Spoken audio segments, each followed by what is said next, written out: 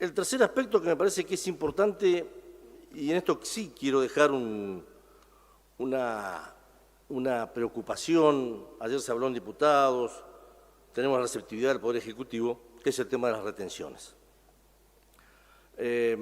Tanto la lana como la pera y la manzana están con hasta un 5% de acuerdo a lo que dice la reglamentación. La lana en nuestra provincia, después, o en la Patagonia, después de los 3 volcanes, el Jackson, el Chaitén y el Puyehue, venimos recuperando todos los años algo que fue tradicional en la Patagonia, que es la exportación de lana. En el decreto del viernes se incrementaron en cerca de un 60%. Creo que para volver a ser un país productor de lana es importante que cuando hablamos de segmentación separemos a aquellos que tienen cientos de miles de hectáreas del productor que está recuperando su stock después de los volcanes y de la sequía y que hoy tiene 200, 300, 500, hasta 1000 cabezas.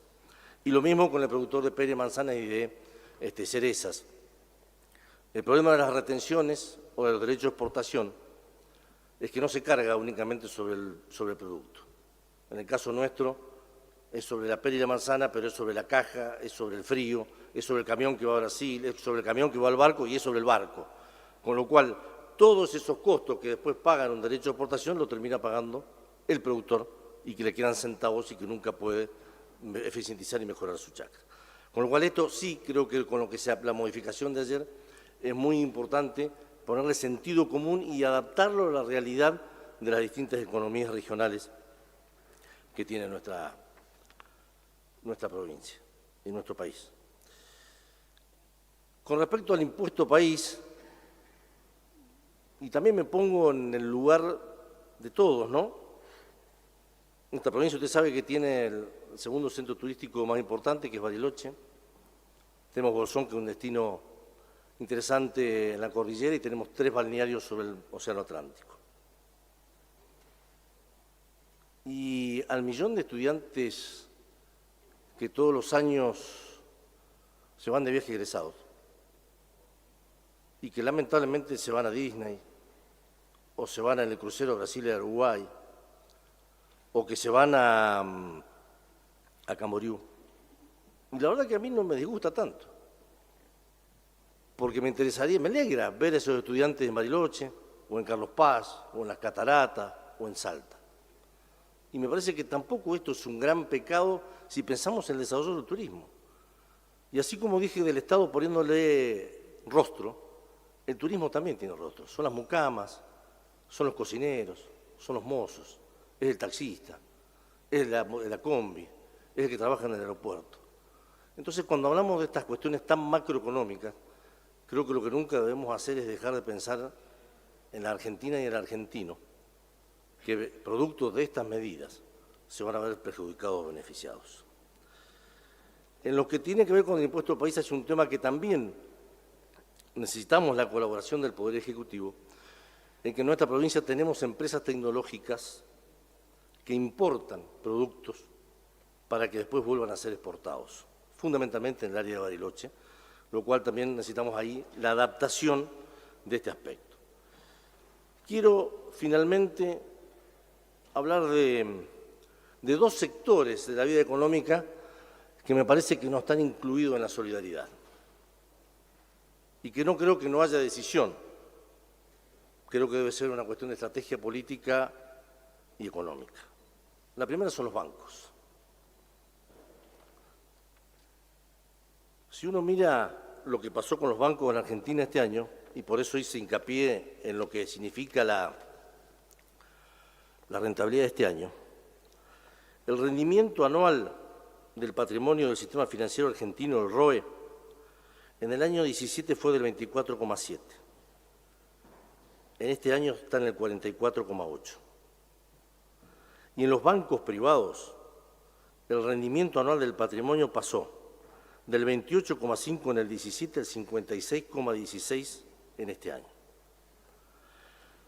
El ROA, que es el retorno sobre los activos, 4,33 en el año 17, 6,22 en este año. Y en los bancos privados el 8,24. Si hay alguien que no perdió en la crisis económica, son los bancos. Mire, el margen financiero del sistema financiero argentino este año fue de 786.896 millones. Es la diferencia entre los intereses percibidos y los intereses pagados. Y el resultado por las inversiones en títulos valores, fundamentalmente por las LELIQs, fue de 788.764 millones. Yo estoy convencido que el presidente, esta ganancia de alguna manera se va a transformar en solidaridad. O cuando tenga que renegociar las LELIQ del Estado, o al menos con esta recomendación que estamos dando nosotros con el tema de la suba, que no es un tema menor. 115.000 argentinos utilizaron los créditos UVA. ¿Saben cuánto es la deuda? 152.000 millones de pesos, sin contar los créditos por industria automotriz. Creo que los bancos de alguna manera tienen que destinar parte de esta ganancia y no los contribuyentes argentinos a pagar esto. Y los otros grandes, yo no voy a decir beneficiados, pero también la emergencia tiene que servir para esto y tenemos un artículo, es la industria farmacéutica, que este año, con una inflación del 52%, tuvo incrementos en el global de los medicamentos del 82%, 30% más. Y vale la pena también ver con quiénes nos enfrentamos, ¿no? Porque en definitiva quienes tenemos la decisión o la posibilidad de definir las prioridades, los recursos del Estado argentino. 20 entre 300 laboratorios facturan el 80% de los medicamentos. 4 entre 400 droguerías concentran el 70% del mercado. Y 4 distribuidoras realizan el 99% de las ventas. El 61% de la producción nacional va al mercado interno. Ahora, ¿quiénes somos los que adquirimos los medicamentos en Argentina? ¿El PAMI centralmente? ¿Las obras sociales provinciales? ¿Las obras sociales sindicales? ¿Y los ministerios de salud provinciales y nacional? Y el ministro dio una señal esta semana con una baja del 8%. Creo que esta ley de emergencia tiene que servir también para que de una vez por todas el Estado y los argentinos dejemos de ser rehén de estos dos grandes esquemas que tienen que ver con la medicina por un lado y con el sistema financiero por otro lado. Por eso, Presidenta, absolutamente convencido, desde nuestro bloque vamos a apoyar en general y en particular la sanción de esta ley. Muchas gracias.